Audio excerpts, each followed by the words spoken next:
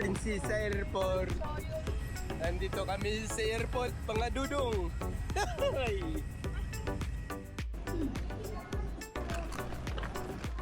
Ay, dito na kami guys. Tag-isa tayong upuan na bawal yung ganito na kayo sa wapulain.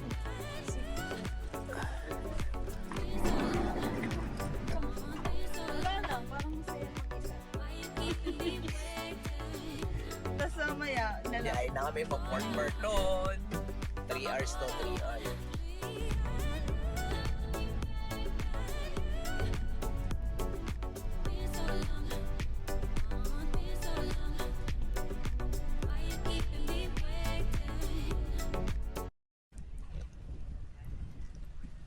we're here. Fort Burton.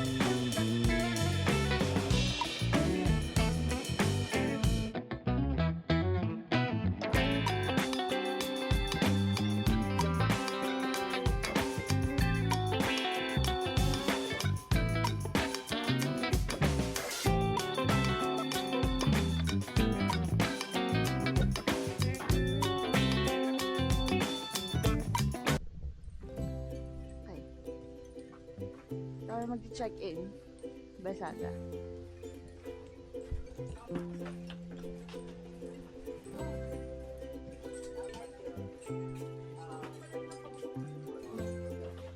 Oo, bestie kayo nagbayad.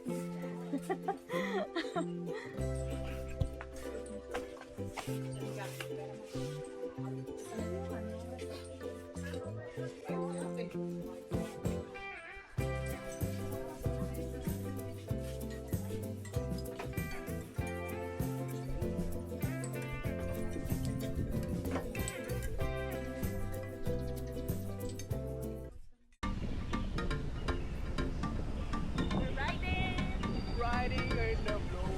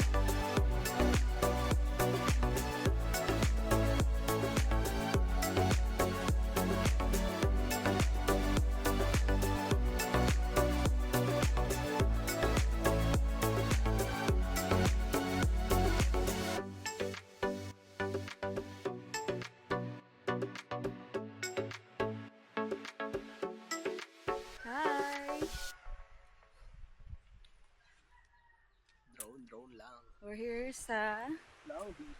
Long Beach and wala akong outfit for this beach dahil I'm not ready for this. But look at the sand, the water and everything. It's so pretty and super clear ng water. I'm gonna show you guys.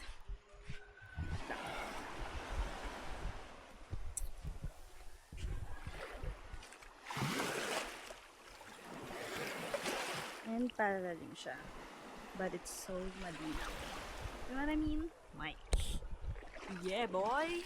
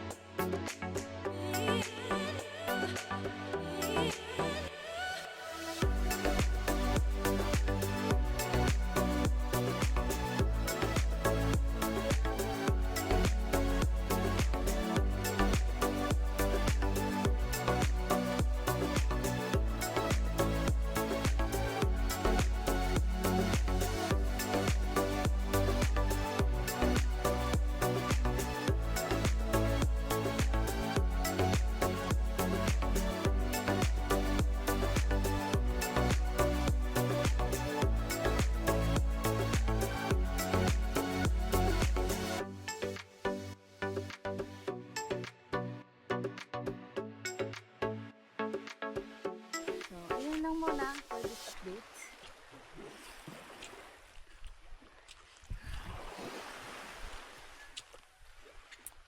See you later. We're gonna go back na sa accommodation dahil sobrang init. Hindi pa makapag-check-in pagkadating namin. mas agad kami kasi galang-gala ang mga ante. So, ayun, babalik muna kami sa accommodation to rest, to freshen up, and then we're gonna explore more of Port Barton. Bye! Okay, hi guys! So we're home to our inn. No, Besaga. It's called Besaga. Yan, we're back. Grabe, kapagod yung ginawa namin. Pagdating namin kaninang mga bandang 10, galang-gala ng mga ante. Umalis na agad kami. Nag-rent kami ng motor. Tag-isa kaming mag-couple. Tapos, gumala na kami agad. Pumunta kami dun sa may bato ni Ningning. Ang layo pala nun, bestie. Mga 2 hours papunta, 2 hours pabalik. Tapos sobrang init. Tapos umulan. Pero okay din naman. Worth it naman yung pagpunta dun sa bato ni Ningning. Kasi tanong mo yung Long Island Beach. Hindi lang kami nakaligo dun.